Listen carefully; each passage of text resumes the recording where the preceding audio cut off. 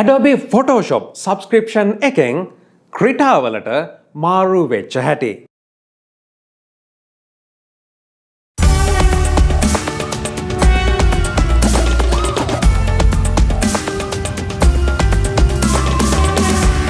වවසාදරින් පිළිගන්න තවත් interesting video එකකට. Adobe Photoshop කියලා කියන්නේ මම හිතන්නේ හැමෝම පාවිච්චි කරන එහෙම නැත්නම් නම හරි අහලා තියෙන software එකක්. මේක සෑහෙන ජනප්‍රියයි. මොකද අපි සාමාන්‍යයෙන් ෆොටෝ එකක් ගත්තට පස්සේ මේක Photoshop කරන්න පුළුවන්ද? edit කරන එකට අපි කියන්නේ බොහෝ දෙනා common විදිහට මේක professionalsලා සහ professional නොවල හැමදෙනාම පාවිච්චි කරන term එකක්. මේක Photoshop කරලා ගන්න පුළුවන්ද? එහෙම නැත්නම් Photoshop කරගන්න පුළුවන්ද? මේ term එක දැන් coin වෙලා තියෙනවා. එහෙම නැත්නම් මේක සෑහෙන ජනප්‍රිය වෙලා තියෙනවා මේ software එක.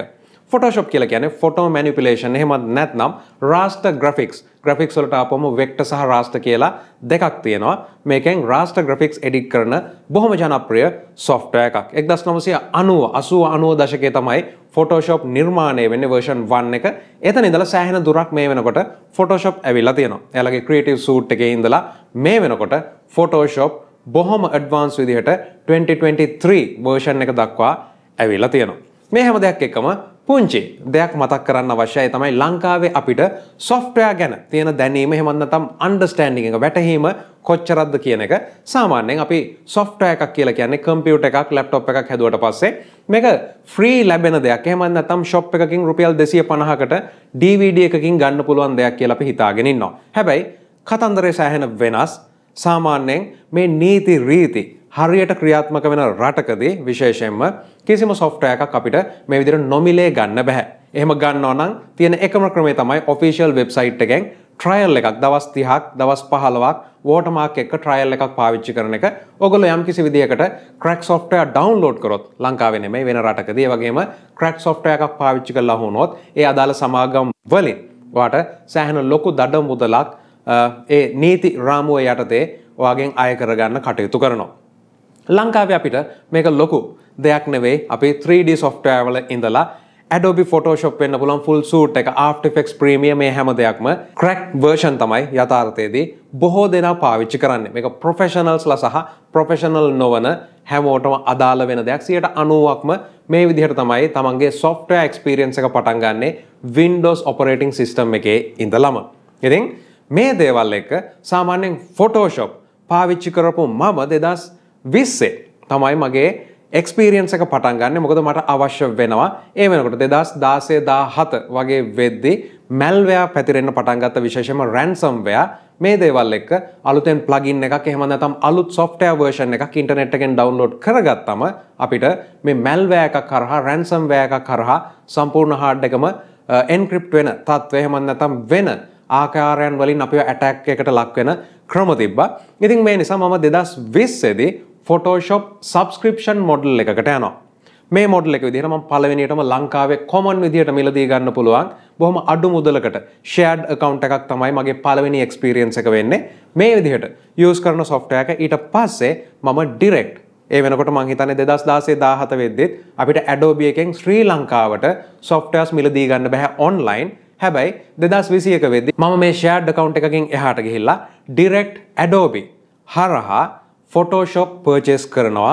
මෙතනදී මම ලබා ගන්නවා මාසෙකට $10ක් pay කරන්න යන subscription method එක. ඉතින් මෙතනදී Adobe සමාගම වගේම තවත් නොයෙකුත් සමාගම් දැන් අර එකපාර ගෙවලා software එක ගන්නවට වඩා හැමෝටම ගෙවලා පාවිච්චි කරන්න පුළුවන් විදිහට subscription method එකකට ගිහින් තියෙනවා. මෙතනදී අපි මාසෙන් මාසෙට තමයි මේ ගාන අපෙන් කැපෙන්නේ. ඉතින් අවුරුද්දකට සාමාන්‍යයෙන් රුපියල් 45000ක් 50000ක් වෙද්දී මේ Photoshop එක සම්පූර්ණයෙන්ම අපිට පාවිච්චි කරන්න පුළුවන්.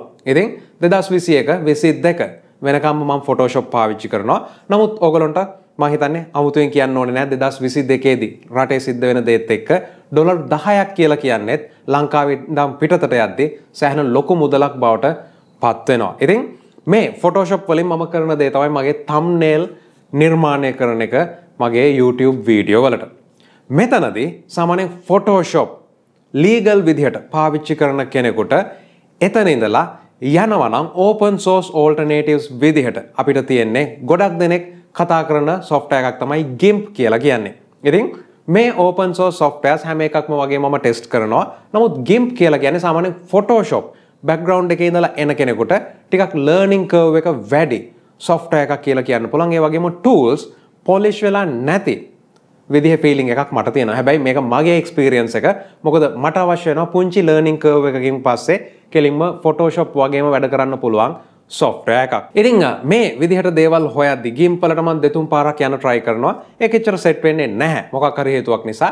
ඒ වගේම තමයි කොහොම හරි Photoshop වලින් මේ තියෙන දේ 2022 මැද වෙද්දි මම හිතනවා Photoshop වල subscription එක end කරන්න ඕනි කියලා. මම මැද එහෙම නැත්නම් අගෝස්තු වගේ වෙද්දි ගිහිල්ලා මේක cancel කරන්න බලද්දි Adobe Photoshop එහෙම නැත්නම් Adobe සමාගමේ subscription එකක් ඔයා මොකක් හරි පාවිච්චි කරනවා නම් එතනදී ඒගොල්ලෝ කියන දෙයක් තමයි දෙසැම්බර් මාසේ අවුරුද්දක් ඉවර වෙන තැන නැතුව ඔයා මැදින් software එකක subscription එක cancel කරනවා නම් එතනදී ඔයාට අර ඉතුරු මාසවල ගානක් ගෙවන්න වෙනවා කියන එක.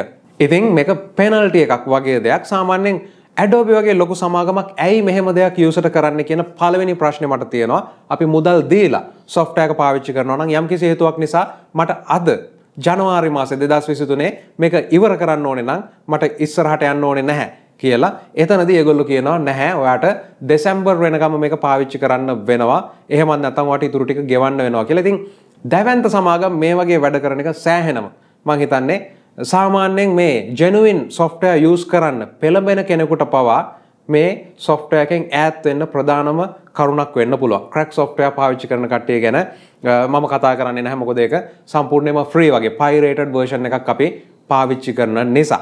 වෙන alternatives මොනවද තියෙන්නේ Photoshop වලට? කෙලින්ම Photoshop වල ඉඳලා මාරු වෙනවා නම් අපිට බොහොම පුංචි learning curve එකක් එක්ක switch වෙන්න පුළුවන් softwares මොනවද තියෙන්නේ කියලා. ඉතින් search results වල උඩටම එන්නේ GIMP. ඒ වගේම තව list එකක් තියෙනවා. මේ හැම එකක්ම download කරලා මම test කරන්න පටන් ගන්නවා. මොකද මේවා open source නිසා. මේ විදිහට test කරගෙන යද්දි මට ලැබෙන option එක තමයි Krita කියලා කියන්නේ. ඉතින් Krita software එක Photoshop වගේම තියෙන interface එක තියෙන free open source software එකක්. මේක ඔයා internet එකෙන් download කරගත්තොත් ඒක සම්පූර්ණයෙන්ම free. ඒ වගේම තමයි Microsoft Store එකෙන් ඔයා මේක මිලදී ගත්තොත් පුංචි මුදලක් වෙන්නේ.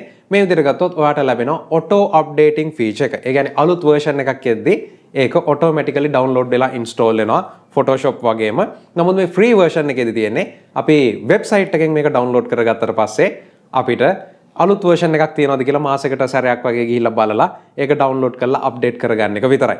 ඉතින් Krita වල මගේ අත්දැකීම තමයි දැන් ඕගොල්ලන්ට පෙන්වන්න යන්නේ. ඒ වගේම Photoshop මම 2022 දෙසැම්බර් මාසෙදී subscription එක සම්පූර්ණයෙන්ම නැවැත්තුවා. ඒ වගේම තමයි මගේ software භාවිතය මම සම්පූර්ණයෙන්ම free දෙන softwares වලට ගිහින් තියෙනවා. මගේ full time video edit එක වෙන්නේ DaVinci Resolve edit එක මේ වෙනකොට free version එක 4K දක්වා out කරන්න පුළුවන්. ටිකක් hardware පැත්තෙන් වැඩි requirement එකක් තියෙනවා. ඒ වගේම මගේ photos එහෙම නැත්නම් thumbnail හදන software එක වෙන්නේ Krita software එක. ඉතින් එහෙමනම් Krita experience එක තමයි මේ. ඒ වගේම Photoshop වල ඉඳලා මම බොහොම කෙටි කාලයකදී මේ විදිහට Krita වලට මාරු වෙනවා. මගේ තියෙන ලොකු photos edit කරන retouch කරන දේවල් නෙවෙයි.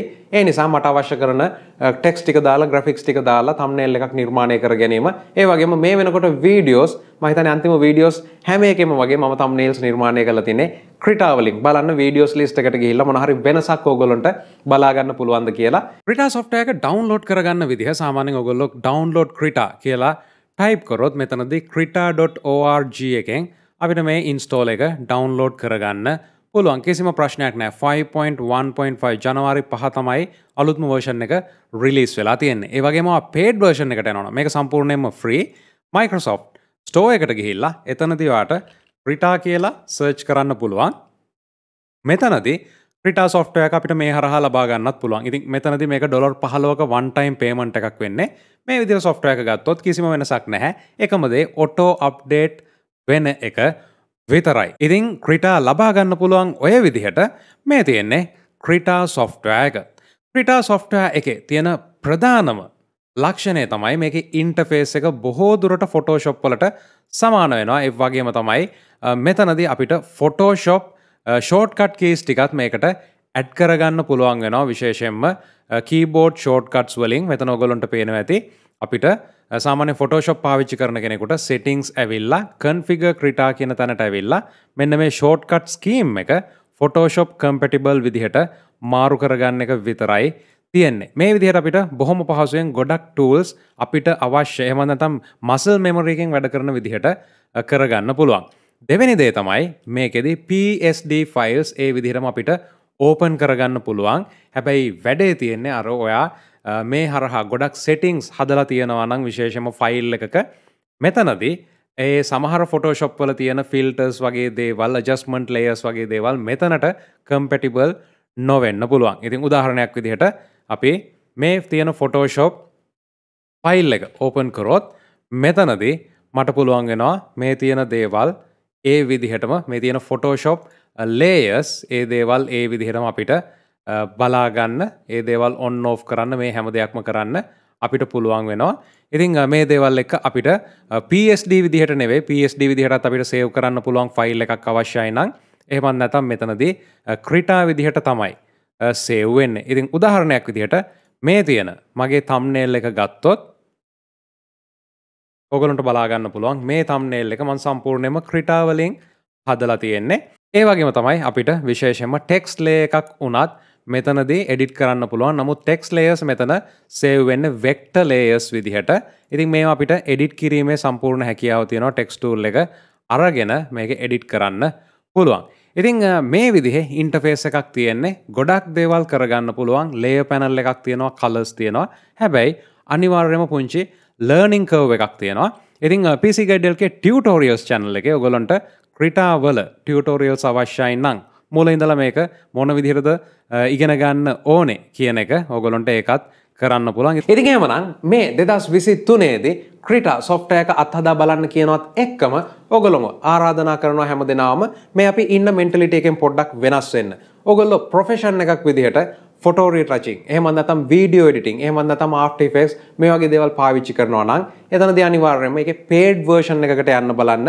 ඔයගොල්ලන්ට Adobe site එකේ account එකක් free හදා ගන්න පුළුවන්. ඊට පස්සේ ඔයා කරන ඔයාගේ income එකත් එක්ක මේ software එකට මාසෙකට ගෙවන ගාන ඔයාට මෙතනට add කරන්න පුළුවන්. නමුත් ලංකාවේ දැන් තියෙන තත්ත්වය dollar rate එක මේ හැම දෙයක් එක්කම මේක එච්චර හරි දෙයක් වෙන්නේ නැහැ. මං හිතන විදිහට මේ විදිහට request එකක් කරන එක හැම පැත්තෙම තැලිලා ඉන්න කෙනෙකුට.